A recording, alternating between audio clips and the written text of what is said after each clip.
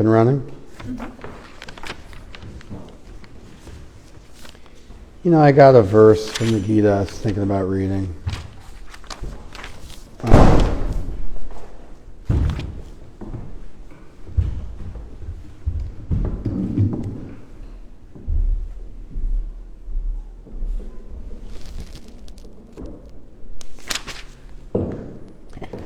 Yadate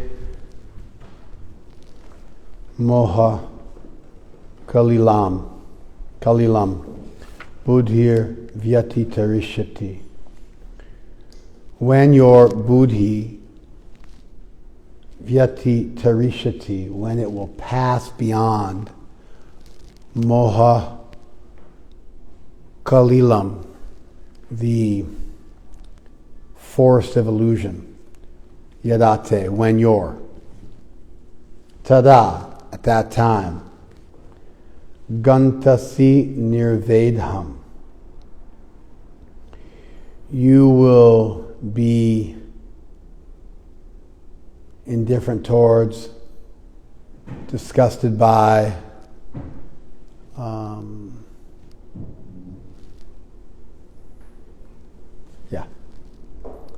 Shrotavyasya, Shrutasya cha, all that will be heard and all that has been heard.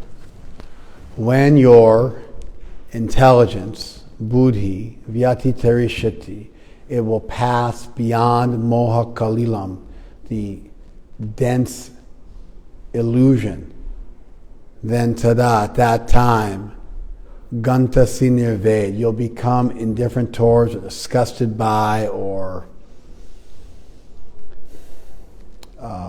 repulsed by Shrotavyasya, all that you will hear, Shrutasya cha, and all that you have heard. And an important point, this occurs relatively early on in the Gita, an important point is that the word Shrotavyasya, will be heard, and Shrutasya, that which has been heard, that which is heard. Those terms refer to Vedic texts. When you talk about what you will hear in English, it means, what you will hear from Krishnadas or Atulya. But in a Sanskrit work, when you talk about what will be heard and what has been heard, what you're talking about is very specifically Vedic texts, which are known as Shruti, that which is heard, and Smriti, that which is remembered. And so the verse could really most appropriately be translated in a slightly non-literal way, because a literal translation doesn't work. Just like if you say,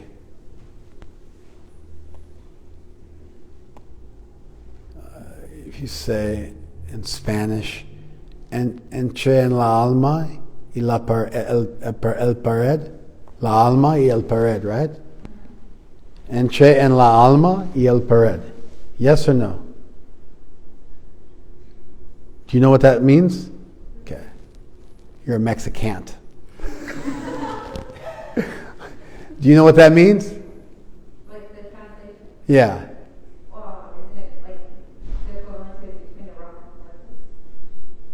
and hard? Am I asking you to give class for me or to translate what I just said into English, like from Spanish into English? Oh. Is there anybody else who speaks Spanish in the room? Okay, you're both disqualified. You're also a Mexicant. Have you heard this term before? Entre en la alma y el pared. Entre? How do you say it?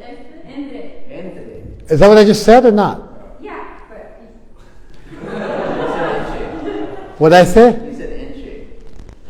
I did not say entre.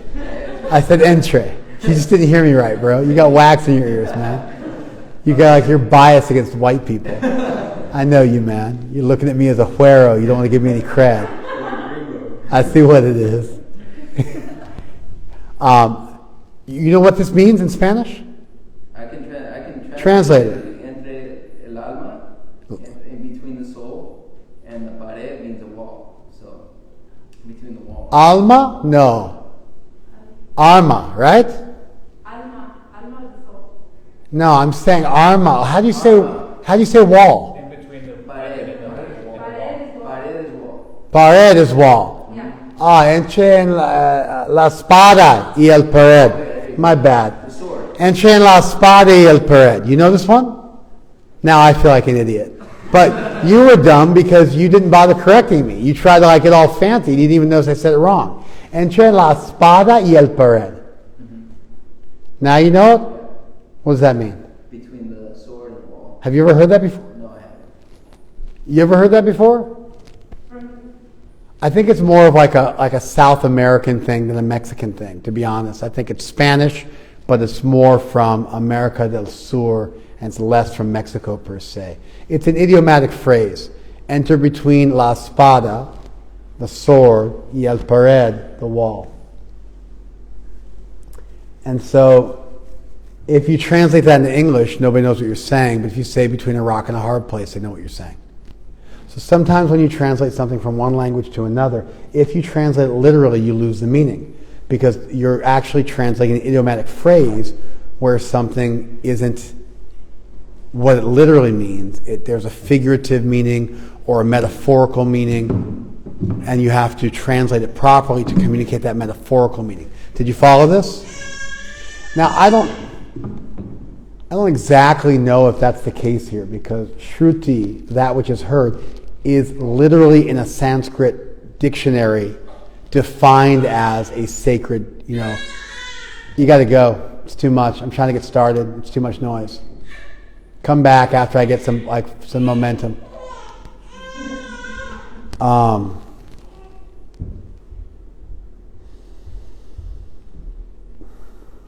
It's one thing if I got my flow.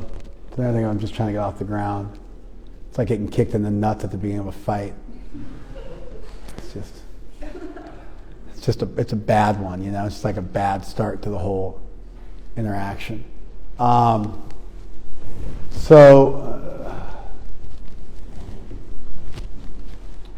It's actually a bad example I gave.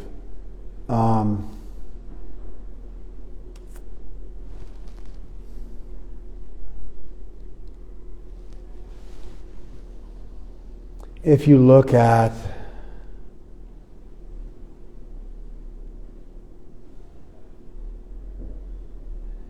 the English word overcoat, right? I'm not exactly sure what the word means. It could mean it goes over your coat, or it could mean it's a coat that goes over your clothing. You follow? It could be a secondary jacket that goes over your suit coat. I was going with that meaning, but as I said that, I realized it could also mean generally speaking, a coat which goes over the rest of your clothing. You follow? So imagine, for example, somebody's wearing a trench coat or an overcoat, but the guy was just wearing a T-shirt underneath. And you say, who are we talking about? And I go, oh, it's the guy in the overcoat. And you go, well, technically it's not an overcoat, because an overcoat would have to go over your coat, your suit coat, but he's not wearing it over his suit coat because he's only wearing a T-shirt underneath. Did you follow this? Although there might be some sense in some way in which there was some legitimacy to your take, you obviously are not a native speaker. You're an idiot. You're being pedantic. You're being punctilious, because the word overcoat obviously refers to the coat, irrespective of whether or not it's being worn over a suit coat or not. Did you guys follow that? It's just a term that's used for any large coat. And while it might have originally had a particular meaning when the term was introduced into a language hundreds of years ago, by now we use the term in a very generic way, and so you're good. You follow? There might also be some difference between jacket and coat, etymologically or traditionally at some point in a language, but there isn't so much anymore. Generally, a coat is heavier, a jacket is lighter, but if somebody's like, yeah, he's wearing that coat, you wouldn't be like, whoa, that's technically not a coat, it's a jacket. Unless you're that guy. You're that guy. You're that jerky guy, and that's what you do. And there's no real value in what you're doing, but you're doing it anyway. And everybody knows it, and you're just, digging yourself a grave. You guys follow this? So, sometimes you have a word in a language, and it might etymologically mean one thing, but in terms of colloquial usage, or even just, or idiomatic usage, or even just, just like its actual primary meaning in a language, it has a meaning, and that meaning is this other thing. And so the meaning of the word shruti or shrotavyasya and shrutasya isn't just what will be heard or what has been heard. It literally, the primary meaning in Sanskrit is sacred texts. You follow? So what Krishna's really saying is, when you become self-realized, you will move beyond being attached to sacred texts. And just earlier he said, someone who knows the truth is like an ocean, and they have all the value you would get from the sacred texts, which in comparison are like a well. It has much less value. The ocean thing is unnecessary. He says a large overflowing body of water, which would be fresh water, whereas an ocean has a saltwater connotation, so it's not as valuable as a well. But the point is that the scriptures are very limited, whereas the knowledge of someone who's actually self-realized is unlimited, and it's just, kind of complete. Do you guys follow this? Forgive my jet lag.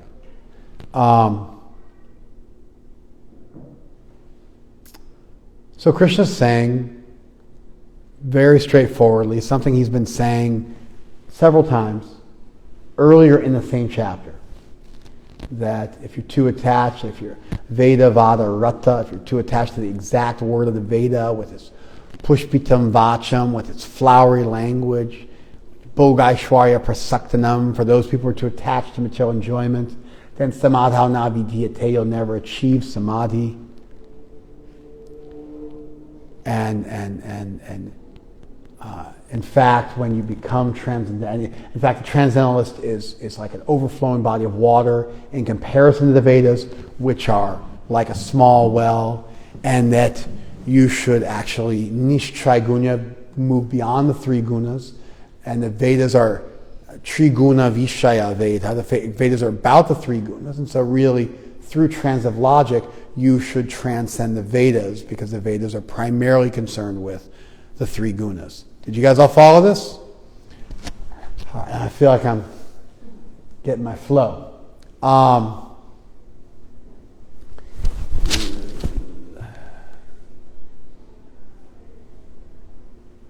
And so now Krishna says, when your intelligence is passed out of the dense thicket of illusion, and you'll become indifferent to or even disgusted, repulsed by all that has been heard and all that will be heard with regard to Vedic texts. So anyway, I started the Gita again yesterday for whatever, maybe 10th time I've taught it through, just, cover to cover.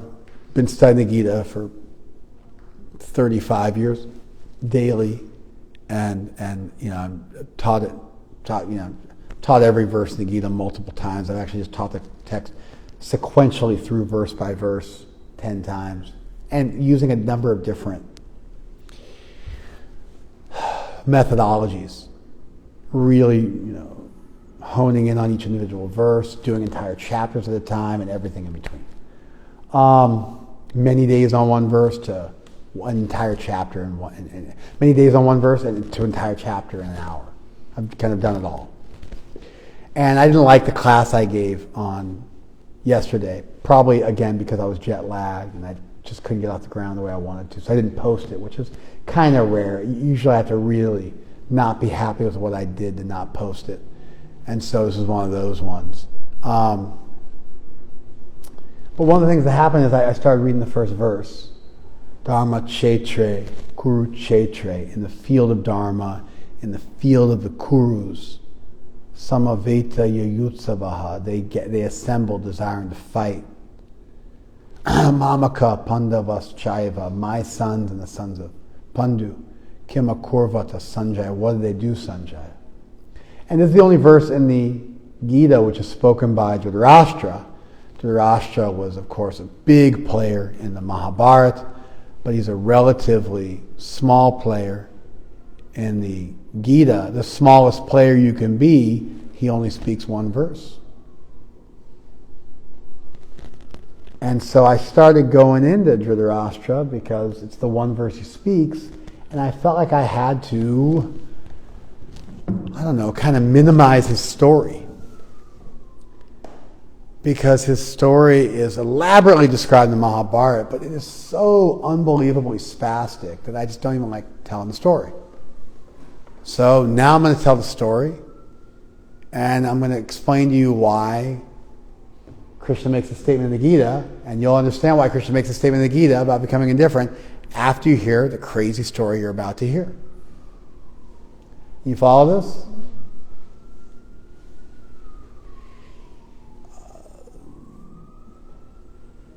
There was a king, Shantanu. Shantanu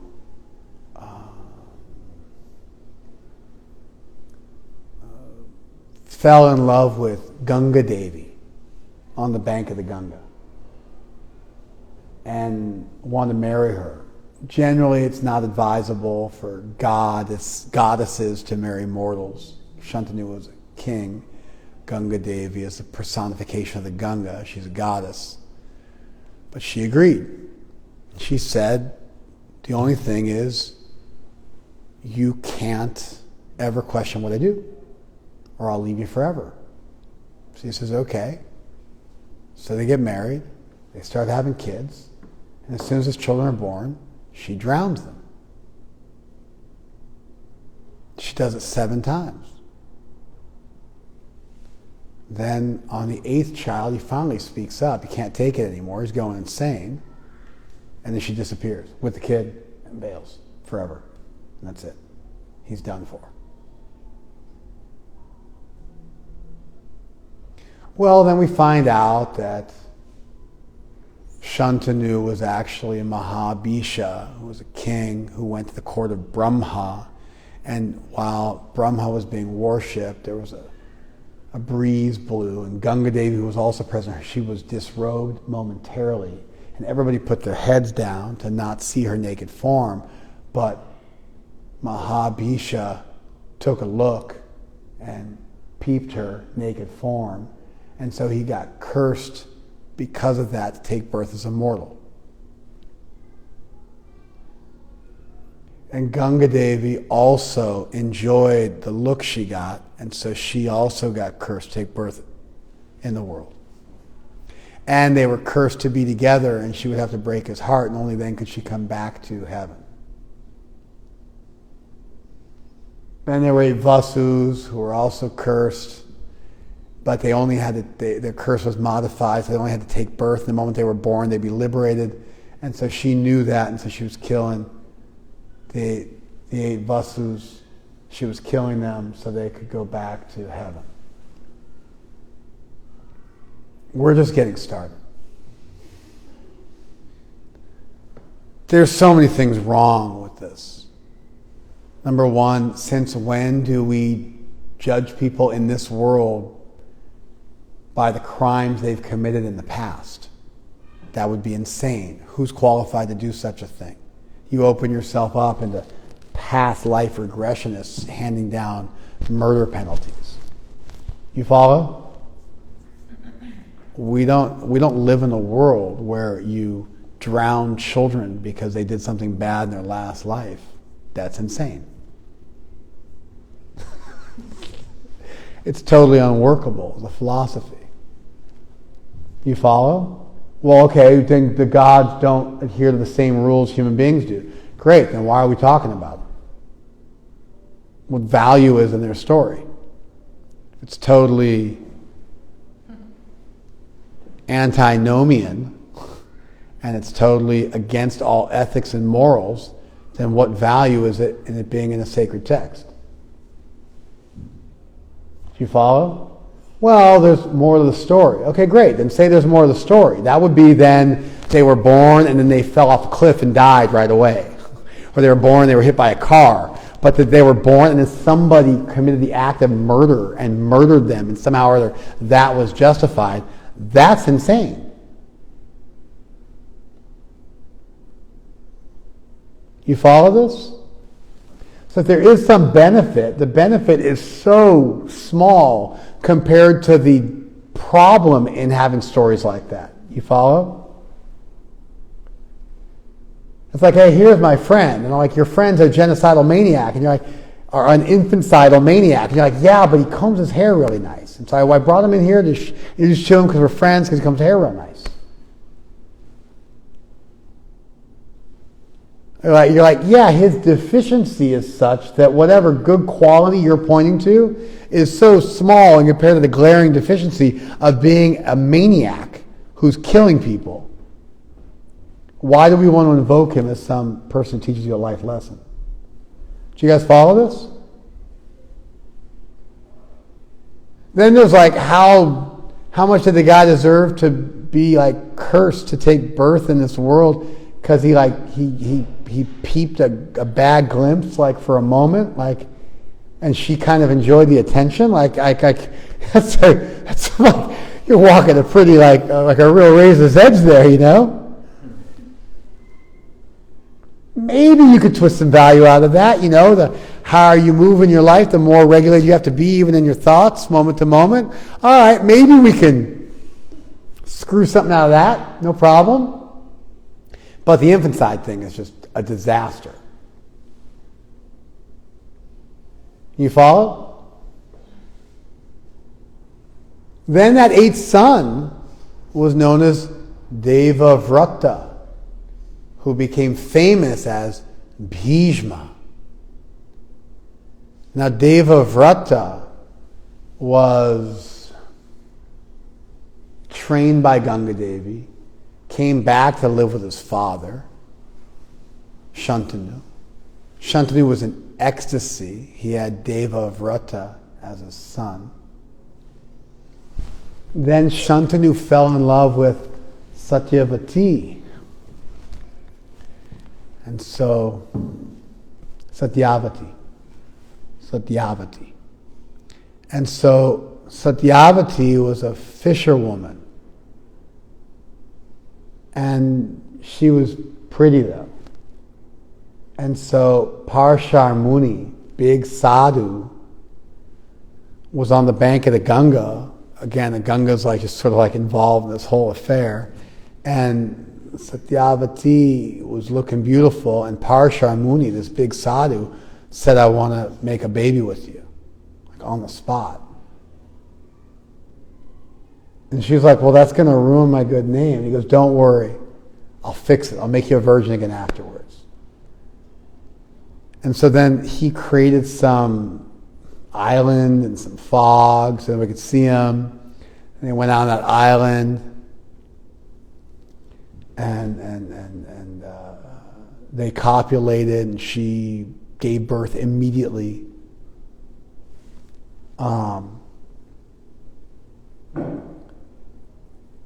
You follow?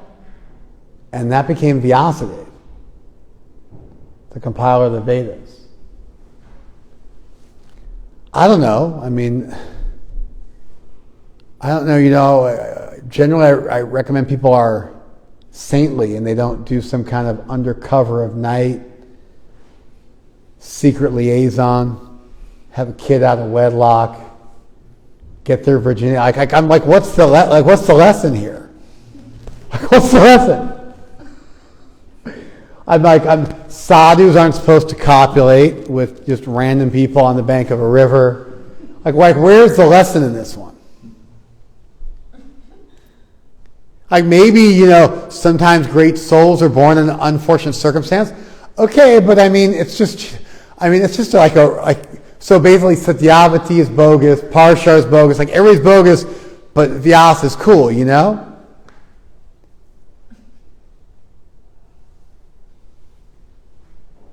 You guys following this? And he became known as Krishna Dvaipayana Vyas. Vyas means compiler, so he's Krishna because he's black. Krishna means black. Dvaipayana because he was born on a dvipa, and so now he's Dvaipayan. He's from the dvipa, the island, because he was born there. He's black because he was dark colored. And then Satyavati got her virginity back somehow, and then she hooked up with Shantanu. I don't know why he was getting together with fisherwomen. That's a whole other one. She smelled really good. She got a blessing from Parshamani. I would assume that she smelled like fish because she was a fisherwoman. But then he said, even though you work with fish, you're going to smell really good right now. So he smelled her on the bank of the Ganga and was like attracted. So she's got that going for her. That's a whole nother, like, what do you get out of that? Like, that you should hook up with people who smell good? Like, that should be your criteria for who to hook up with? Do you just see how problematic these stories are? Sometimes my dearest friend Raghunath will be like he does whole seminars on these stories. And I'm just like why?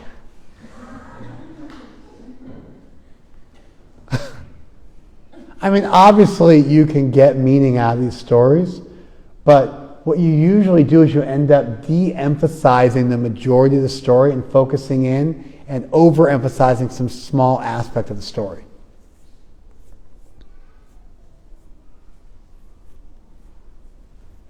You following this? So anyway, then Shantanu hooked up with this new girl, had a couple of kids with her, Chitrangada and Vichitravirya. They had 2 kids. And then they were worried. Chitrangada ended up getting into it with a Gandharva, died, no heir. Vichitravirya then was going to inherit the throne. The throne should have gone to Devavrata, Bhishma, who obviously would have been the best person to rule Hastinapur, which is Meerut, which is, we actually drove through there. It's halfway between, a little less than halfway between Delhi and Hardwar. And so we went through Meerut, and it's a city now. Hastinapur it used to be known as.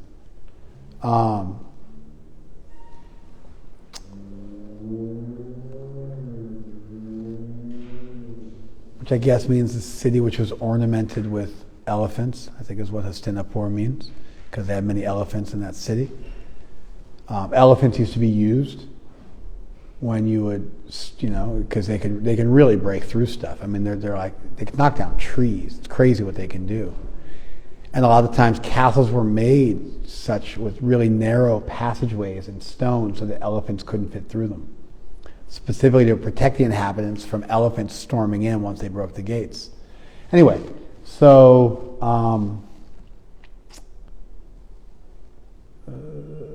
Satyavati was worried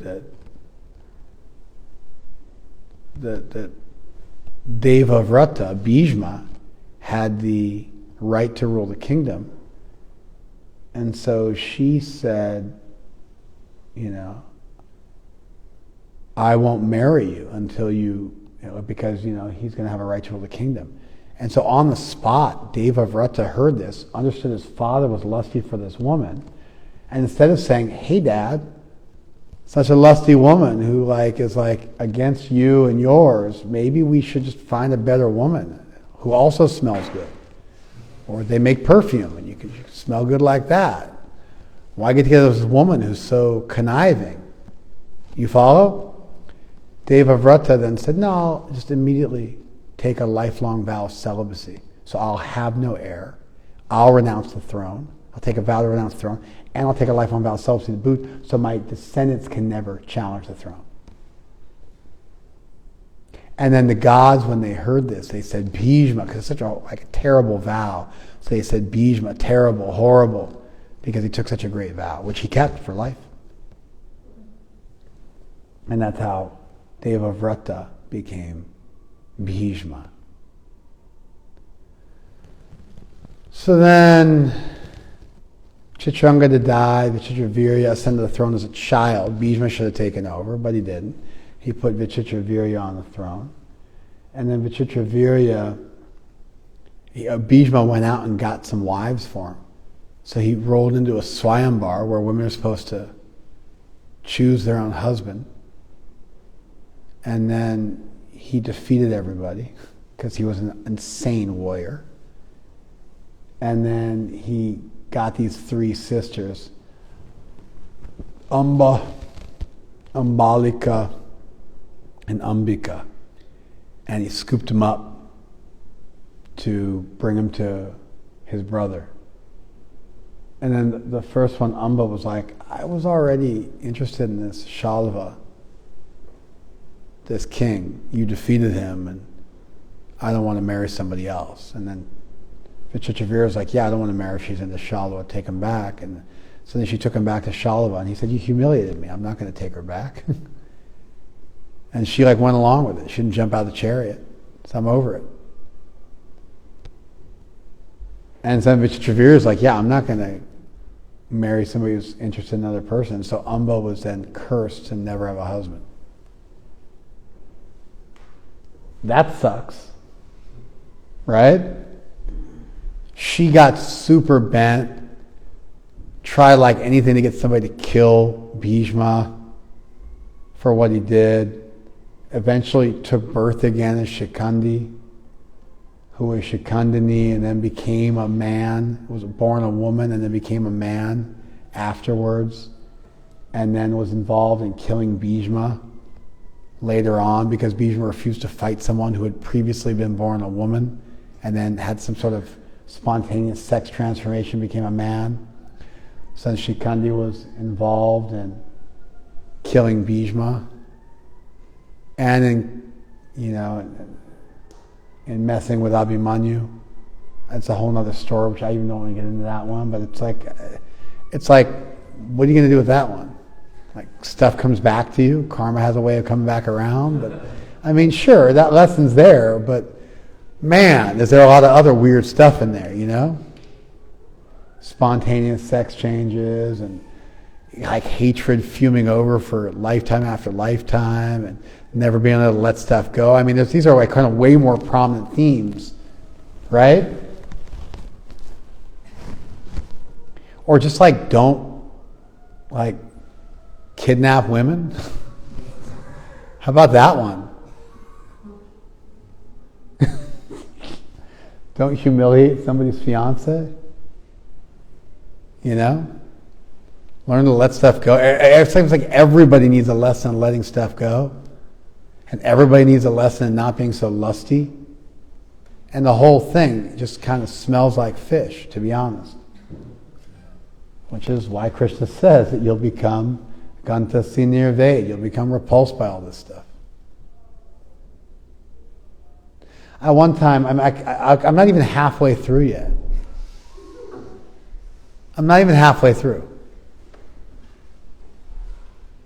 And really we got to get into the Shikandi thing and then Abhimanyu, and so it's and then you got to get into Ashwatthama and some other stuff to really go through it. But anyway, there's a bunch of threads we can't even trace down properly, so we're going to miss that. But even not doing that, I'm still not even halfway through. Then you got, so now Ambalika and Ambika were into it. How come they didn't hang with their sister? They just bailed. And so then they hook up with Vichitravirya, who then dies, gets sick and dies without having a kid. Now he's got his, childless wives, and they got to bust out the old niyoga, which is that, old custom that you find in Judaism and in Islam. Somehow the Christians skipped it. But where if your brother dies, then you have to marry his widow. Or alternatively, if your brother is impotent, then you have to have sex with and impregnate his widow, keep the bloodline going. And that stuff has a long history.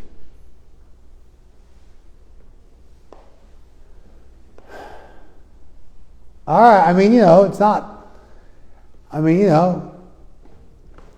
the end of the world. It's kind of like some sort of IVF, sort of artificial insemination deal, but you're still using at least some of your DNA, some of your genetic material, because your brother. Something going on there, but It seems kind of rough. And so then there's nobody to have sex with these two women because his brother dies, and they say, oh no, there was this other illicit connection, and we can bring the sage Vyas. So now Vyas becomes obliged to have sex with these two queens, and which he decides is the appropriate thing to do. But then they're so freaked out because he's ugly. He's really dark. I mean, his name was Krishna Dvaipayan Vyas. The word Krishna means black. And so he was really dark. And his hair was all matted. And he just wasn't very attractive. That sounds kind of racist, but you know. Just saying that's what it is. So this is the Leela, you know. So then the first queen just like closes her eyes because she's so freaked out by the whole thing. I mean, the obvious lesson is don't have sex with somebody who's so disturbed by your appearance that they have to close their eyes. That's probably a good. And then as a result, the child's born blind. And that's Dhritarashtra, the guy who's in the Gita with us. I mean, that sounds almost like rape, right? Then he does it with the other wife, Ambalika, I believe, and she's so scared that she's totally like white and pale, and then the child's born white and pale, and that became Pandu, the father of the Pandavas, Arjuna, and such.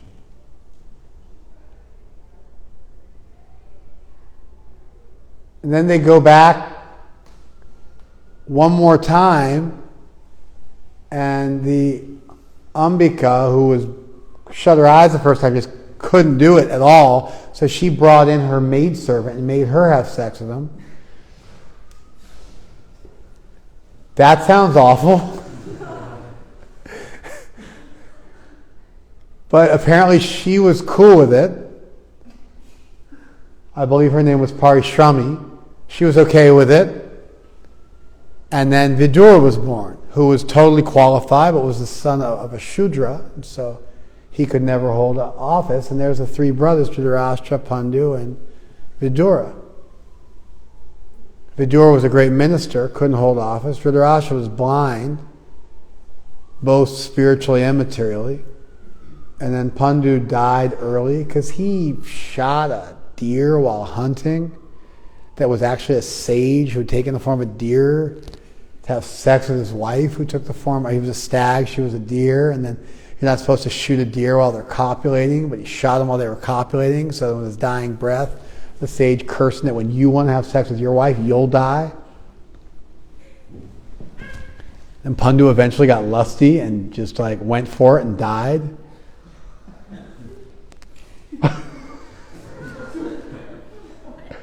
Yeah, right? This is like, this is the word Pandavas comes from that. Pandavas, Mamaka Pandavas Chaiva, the sons of Pandu.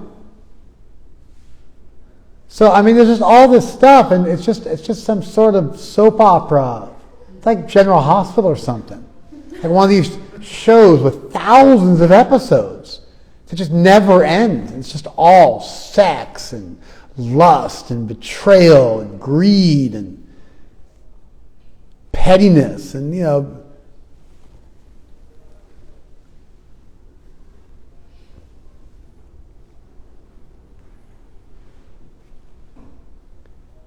then Dhritarashtra married Gandhari, who's a super saint. She made herself blind. I don't know if that's really fair to her, that she voluntarily wore a blindfold for her whole life. Well, she willingly did it. I don't know. I mean, sometimes women would willingly jump into fires and commit sati after their husband died. Probably we should stop women from doing that. Right? Probably that's not a good thing. And if they're into doing it, we should probably preach to them a little bit not to do it.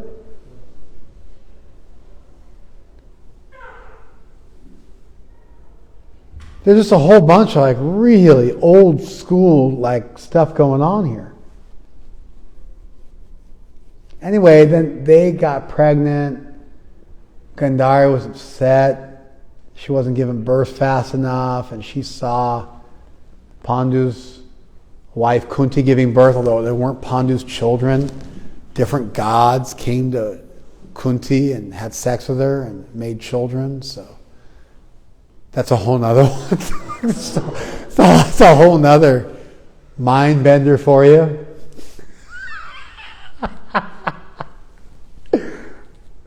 Bhima's the son of Vayu. You know what I mean? It's just a whole nother one, right? Karna was the son of Surya. That's another one. There was an extra one there born. They were floated down a river. They just abandoned and floated down a river. You following this? Arjun would have been what, the son of Indra? Arjun was the son of Indra. Bhishma was the son of Vayu. Yudhishthira was the son of Yama.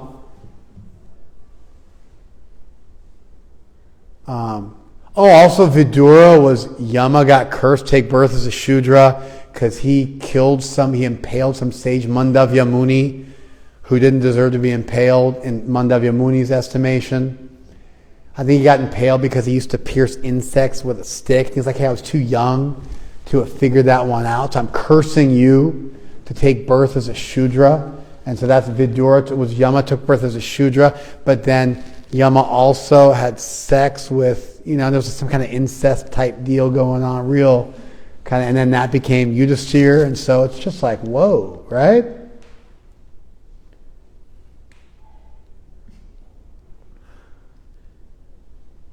I mean, okay, yeah, the intricacies of karma are very difficult to flesh out.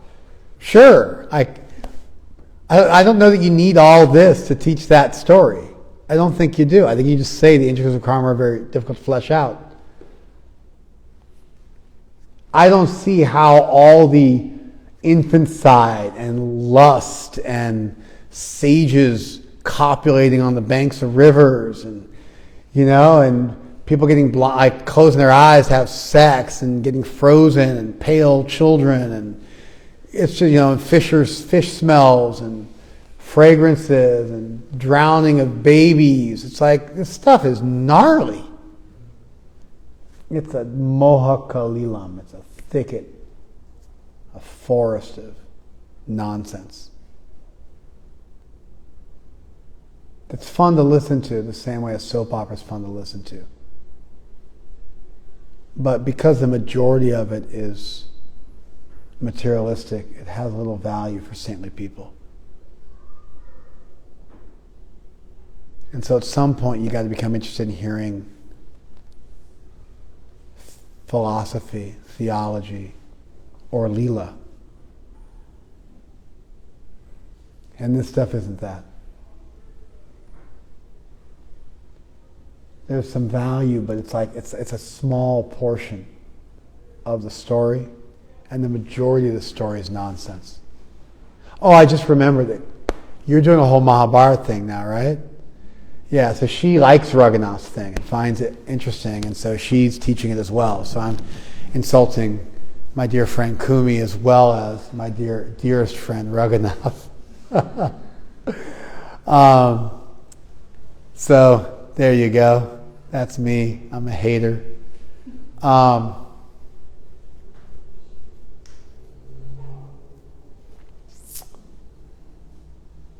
was sitting with Ayendra in 1995, so 27 years ago, in Vrindavan.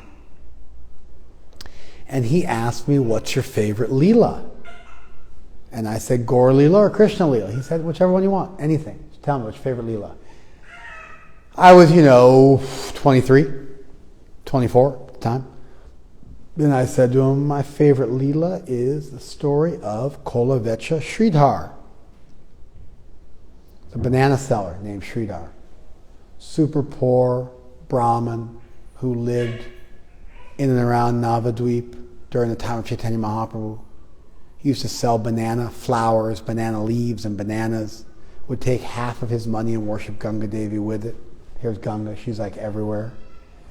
And Chaitanya Mahaprabhu used to come to him and try to bargain him down on the prices. And they would have some exchanges like that. And then at night he would chant the holy name and cry tears of ecstasy. And all of his neighbors would criticize him. He was crying because he was poor. And he didn't care. And then one time Chaitanya Mahaprabhu did a big kirtan.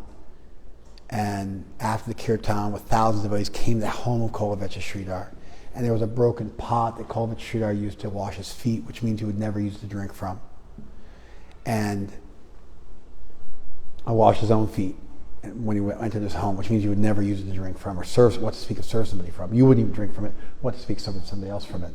And Mahaprabhu went and took that broken pot and drank from it, even though there was an amazing lake, beautiful crystalline lake right next to him, and drank from this to prove that he drinks the foot water of his devotees, that he's a devotee of his devotees, and so that everybody would realize what a great soul Kolavecha was. And eventually Kolavecha was brought in front of the Lord, who displayed himself as Krishna in Vrindavan and offered to give him anything. And Kolavecha Sridhar refused any benediction, like Prahlad Maharaj, and said the only thing he wanted was to be able to see Mahaprabhu every day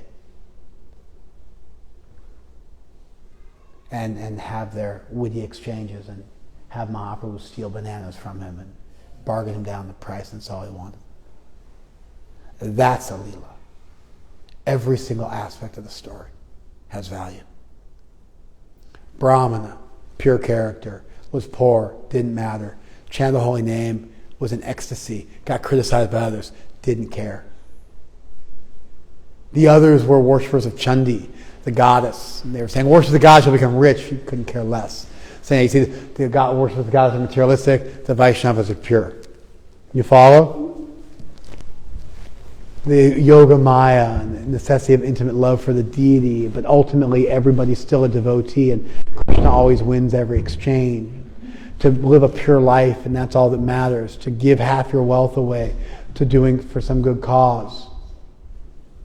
That the Lord will always glorify his devotees and let the truth be known, and show their stellar character, and show the nonsense of others through the Harinam Sankirtan, and reveal what the truth is.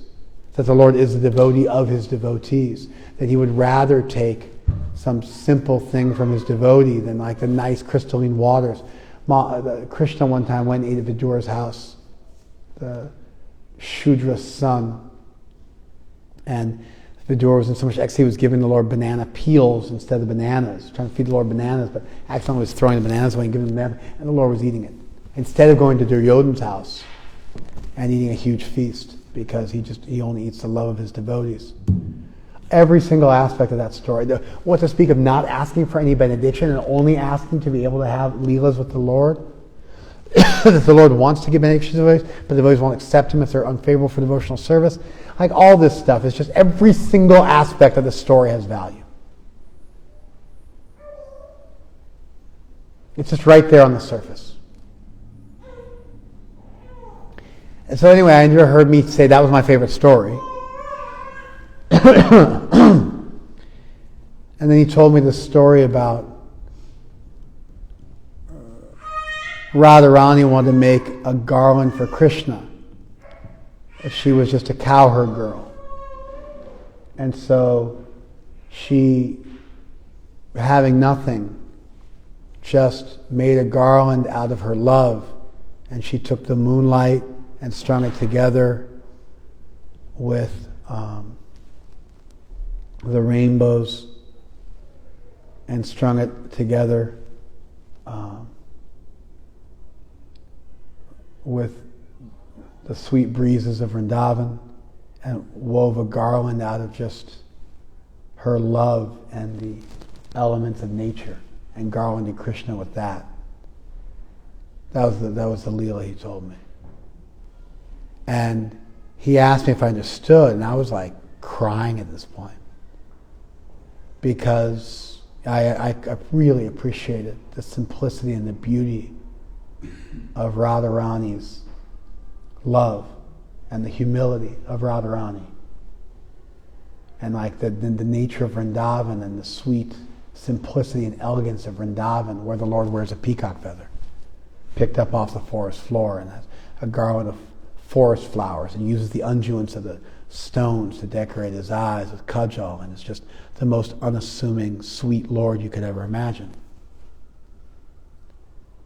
And then Narendra said, yeah, that's there. That's what attracted you to the story of Kolavecha Sridhar, was the humility, because you need to learn humility. But Vrindavan and Radha Krishna's pastimes have all the things you could ever want from any other pastime, and they have it to a superlative degree. You just have to go deeper to be able to find it. Do you guys follow that? He said, ultimately you'll see everything you ever want to learn in Radha and Krishna's pastimes. But in the beginning, you may be attracted to some other pastimes. The Mahabharata has value if you need to learn like the basics of integrity and how colossally wrong things can go. But it's just so mixed. You know? It's so mixed. You know, then you got Gandhari was pissed off. She couldn't have a kid. She gave birth to a lump. Then reminded, I think Vyas came to her house one day and was happy with how she served him. And so he blessed her to have 100 sons. She's like, hey, you promised me 100 sons. No, it's a lump of flesh. So Vyas cut up the lump of flesh into 100 pieces and stuck them all in a pot of milk. And 2 years later, they gave birth to 100 sons. She said, I want a daughter too. And so he cut one extra piece off and threw that in ghee. And then she gave birth to 100 sons and one daughter. But the 100 sons were Duryodhana. And when he was born, he started, whatever jackals do. He started braying or whatever awful sound jackals make.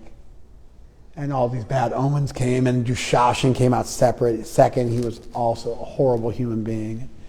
They hooked up with Shakuni, and they wanted to keep the kingdom for themselves. And so they tried to assassinate and kill through political intrigue and get rid of the Pandavas who suffered. But also somehow they gambled away their wife. They gambled away Draupadi in a game of dice. What was going on with that? Even Draupadi had to chime in there, how bogus that was. And so why are they allowed to gamble away their wife? It would indicate she was their property. That's just like super foul. Doesn't sound very good at all. Then Bhishma at least had a little bit of like, I guess he kind of recovered. Dushashan tried to disrobe his wife. He didn't do anything about that. He probably should have, but he didn't, because he gambled her away, so he wasn't allowed to do anything about it. And then Krishna had to come and save her. Okay, great. Krishna's the hero, but how about everybody else? Not their finest moment. And then Bhima at least said, you tried to disrobe her, so I'm going to rip off your arms. And I'm going to drink your blood. Draupadi said, I'm not going to tie my hair back again. I'm going to walk around with untied hair till we wash it with Dushasana's blood, because he tried to disrobe me. And Bhima said, I'm going to drink his blood and rip his arms off. And then he eventually did that.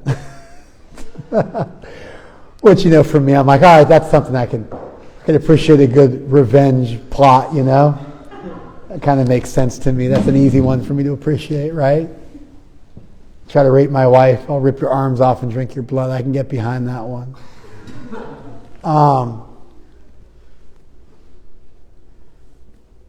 There's some value in the Mahabharata. But for Vaishnavas, we need to try to evolve beyond it to where we can actually appreciate A, deeper philosophical truths, and then B, the pure leelas of Krishna, the Vrajbasis, Chaitanya Mahaprabhu. They are so much more chock full of meaning. It's so much easier to discern. You have to be so much less selective about the lessons you learn. The lessons are so much less generic. They're so much more powerful. They move you more. They're more purifying. And that's why a text like the Gita starts off with a criticism of the Vedic literatures in general, because they're filled with all this nonsense. And so, within the 100,000 verses of the Gita, or of the Mahabharata, you find the 700 verses of the Gita. That was what I was thinking about. All right, thank you very much, IGTV. You guys want to give me some feedback? Yes.